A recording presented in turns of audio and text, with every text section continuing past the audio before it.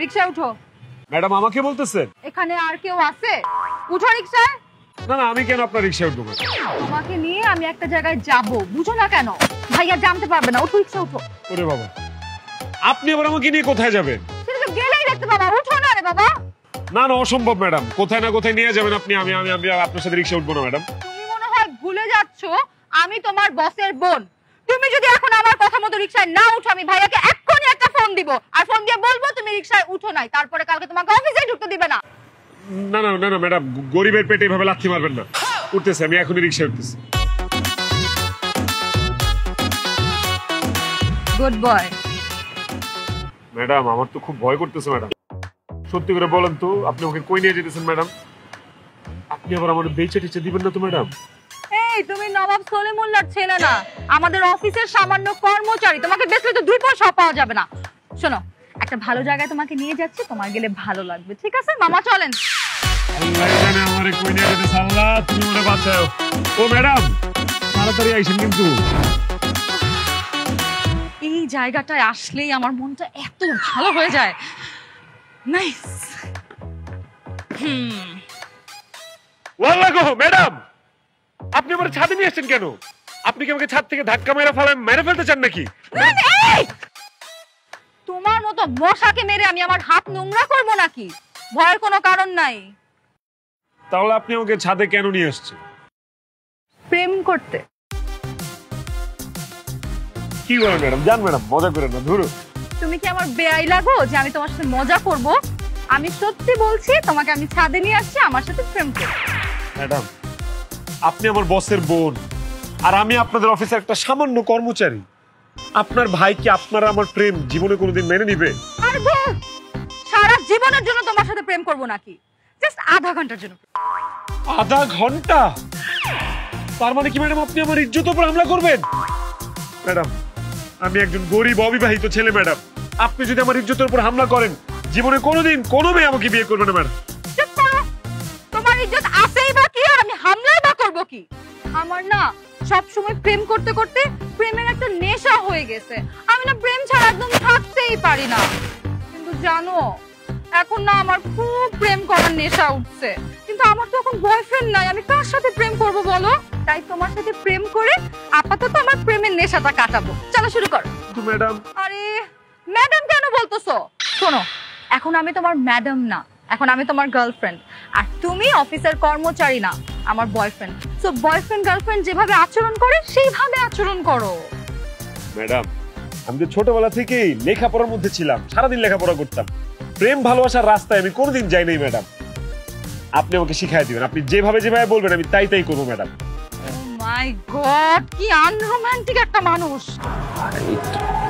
আচ্ছা ঠিক আছে, আমার হাত ধরো। এইভাবে কেউ হাত ধরে নাকি? এইভাবে ধরো, এইভাবে ধরো। এবার আমার চোখের দিকে তাকাও। এবার মিষ্টি মিষ্টি কথা বলো। মিষ্টি মিষ্টি মিষ্টি মিষ্টি? আরে মিষ্টি মিষ্টি না, মানে মিষ্টি মিষ্টি কথা বলো। ও মিষ্টি মিষ্টি কথা? আরে ম্যাডাম জিলাপি, মিষ্টি, রসগোল্লা, কালাজাম, বাতাসা। এই, মিষ্টির নাম বলতেছো কেন?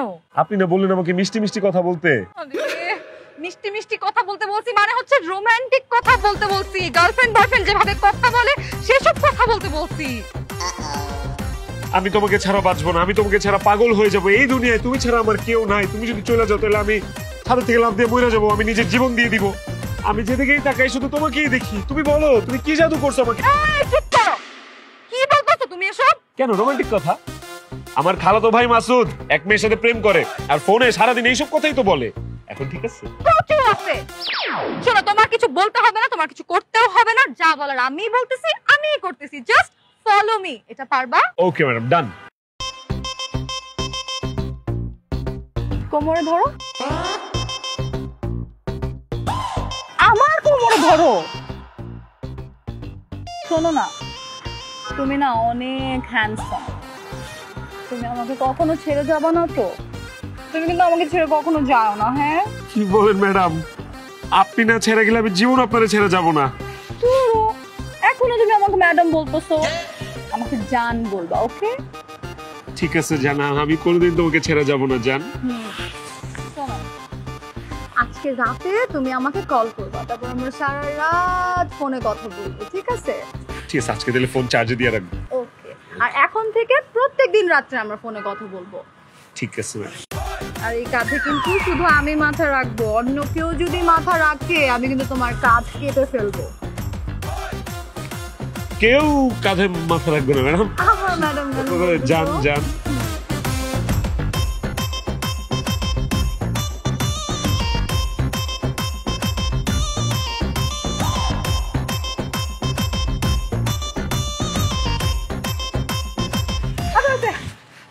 নেশা কেটে গেছে আমার, যাও তুমি বাসায় যাও, তোমাকে এখন আর আমার দরকার নাই, যাও বাসায় যাও। কি বললেন ম্যাডাম? আপনার নেশা কাইটা গেল দেখে আপনি আমার হাতটা এভাবে উড়া দিয়ে ফেলাই দিলেন? হ্যাঁ আমি এমনই। আর শোনো, তুমি কোনোদিনও বিয়ে করো না, কারণ তোমার বউ থাকবে না। কি? কেন আমার বউ থাকবে না কেন? আপনি কি বলেন? আমি কেন বিয়ে করবো না? কারণ তুমি আনরোমান্টিক, আর এই যুগে কোনো মেয়ে এরকম আনরোমান্টিক ছেলের সঙ্গে সংসার করে না। কি ভাই, খাওয়া দাওয়া শেষ, মুখ মুছে ফেলাইলো? শরীরটা কেমন কেমন যেন লাগতেছে, হিট আইছিল মাত্র শরীরটাতে।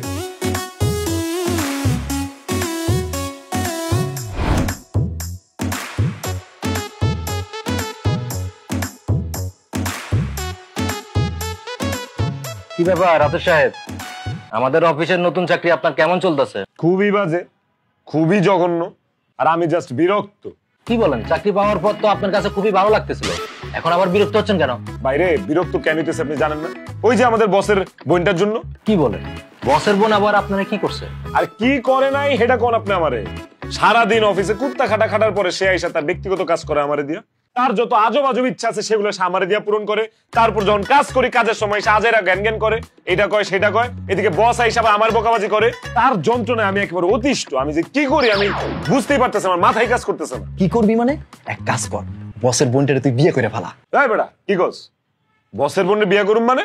শোন, বসের বোন যেহেতু সারাক্ষণ তোর পিছে লাইগা থাকে, তার মানে একটু হইলেও বসের বোন তোরে পছন্দ করে। আর তোর তো চেহারা মাশাআল্লাহ অনেক সুন্দর, তোরে অপছন্দ করার কিচ্ছু নাই। এই সুযোগটাই কাজে লাগাইয়া তুই বসের বোন রে পটায়া মটায়া বিয়ে করে ফেলা, তাইলে দেখবি রাজ্যও তোর, রাজকন্যাও তোর। অফিসের কর্মচারী থেকে তুই ডাইরেক্ট বস হয়ে যাবি বেটা। আমগো তো বেটা লঙ্গি খুলে তোর কপাল খুলে যাইব।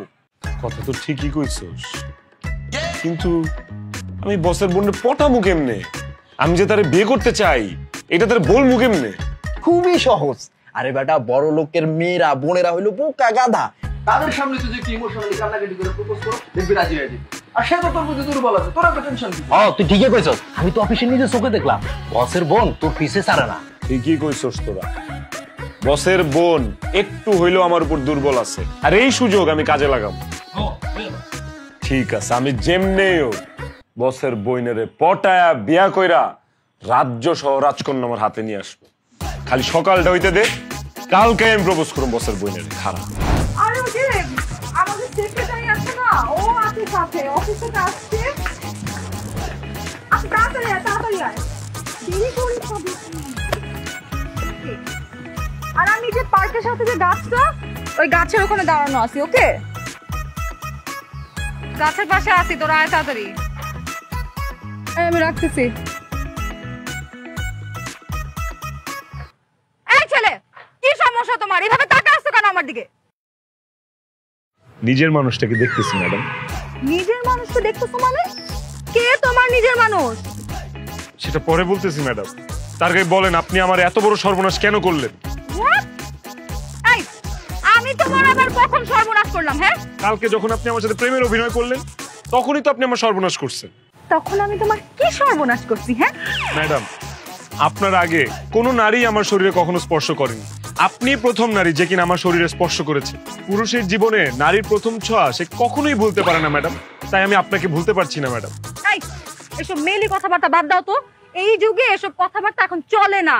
আরে কত ছোঁয়াছুঁই এসব চারদিকে হচ্ছে, খেয়ে দিয়ে মানুষ মুখ মুছে ফেলে, 2 দিনও মনে রাখে না। ম্যাডাম, আমি তো ওইরকম ছেলে না ম্যাডাম, আমি খুব ইমোশনাল ম্যাডাম, খুব ইমোশনাল।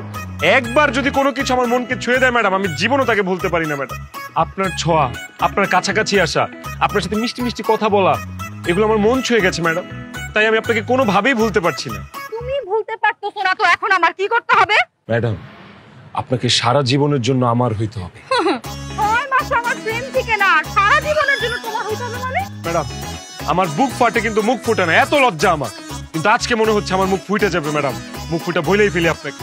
শরম পাইলে গরম ভাত পাওয়া যায় না ম্যাডাম, তাই লজ্জা শরমের মাথা খায় আজকে আপনাকে বলতেছি আমি আপনাকে ভালোবাসি madam. I love you.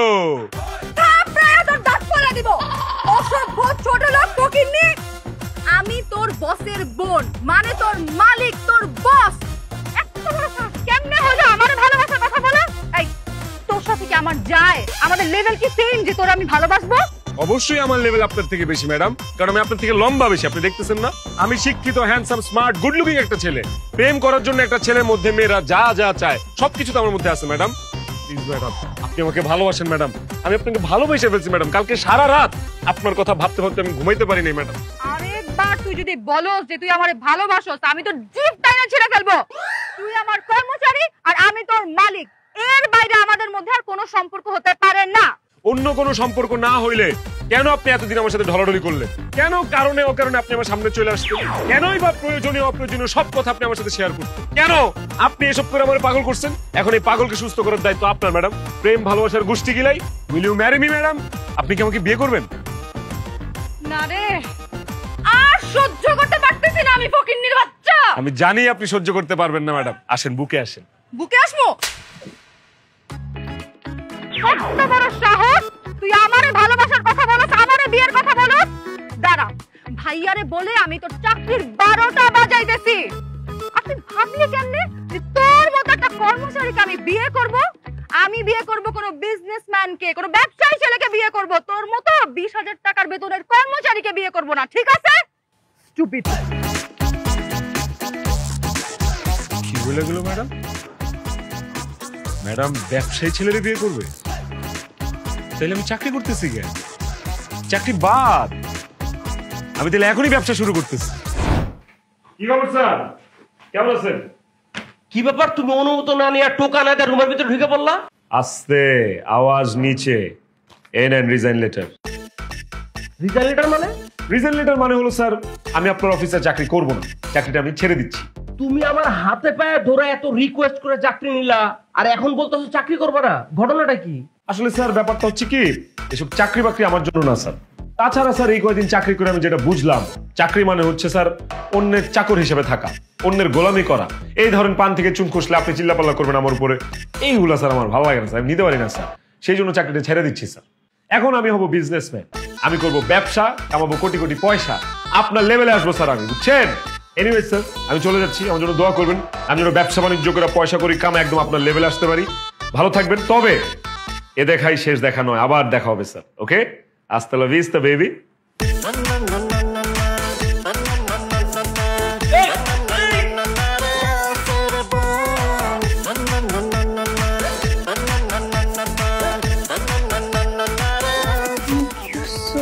Rashed সাহেব, আপনি না ধরলে তো আমি পড়েই যেতাম। ভুল, আপনি না ধরলে আমি পড়ে যেতাম।